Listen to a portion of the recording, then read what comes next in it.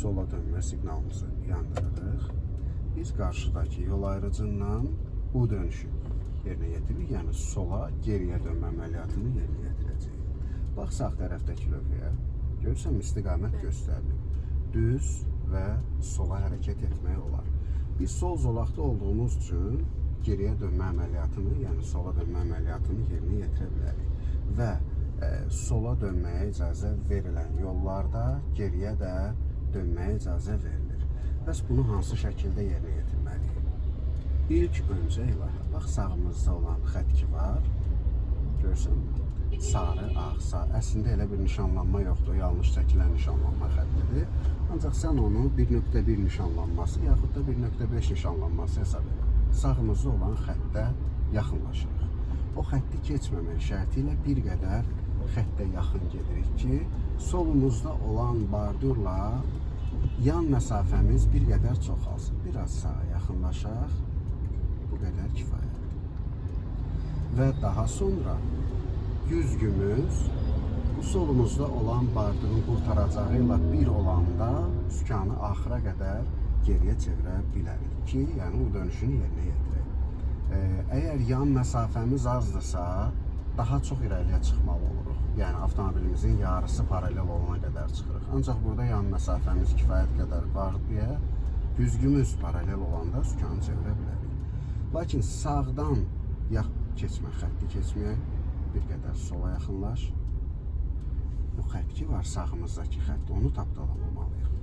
İndi biz geriyə dönərkən, təbii ki, yaşıl bölmə aktiv olduğu halda hərəkət edəcək, düzdürmü? Bizə yaşıl bölmə yandığı halda sağımızdan, yəni üzbəüz gələnlərə də yaşıl bölmə yanacaq. Demək ki, onlara da yaşıl yanırsa, bizə də yaşıl yanırsa, biz oluruq eyni hüquqlu sürücülər, düzdürmü? Demək ki, kim kimə yol verməlidir? Biz onlara yol verməliyik. Hazırlaş, əyləc bıraq, cüzü qaz verir. Tələsmə, güzgümüz çatsın, bax. İndi sükanı çevir axıra qədər, tələsmə. İndi sağdan yaxınlaşan nəqliyyat vasitələrini gözlə.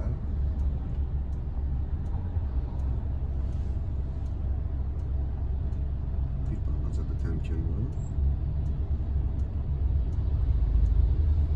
Və elə geriyə dönmə yerləri var ki, orada geriyə dönmə üçün məxsusi zolaq ayrılır. Misal üçün Babək prospektində.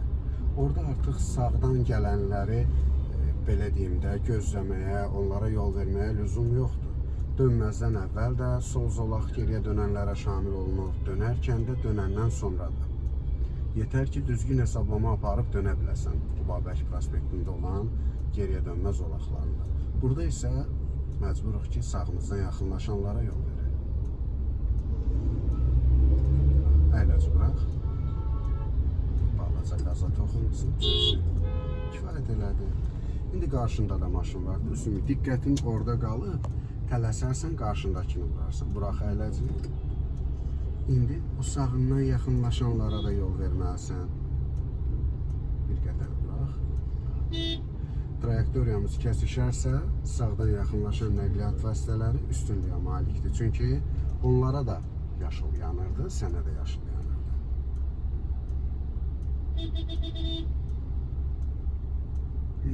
Və əgər eləyə biləcək bir şey yoxdursa, qarşında, maşının solunda, maşında üstünü, arxadan siqnal verən sürücünün siqnalına məhəl qoyma. Bıraq əyləci.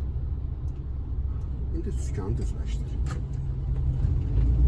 Tələsdin bir qədər qaz verməyə, ancaq sıxıntı olmadı. Aydın oldu, bu çox qəliz geriyə dönmə nöqtələrindən biri idi. Ki, burada həm geriyə dönmə əməliyyatının özü sadə bir tapşırıq deyil.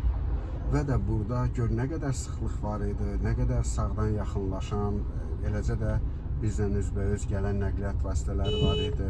Yəni, burada bu əməliyyatı yerinə yetirmək digər geriyə dönmə zolaqlarında, geriyə dönmə nöqtələrində U dönüşünü yerinə yetirməkdən çətindir.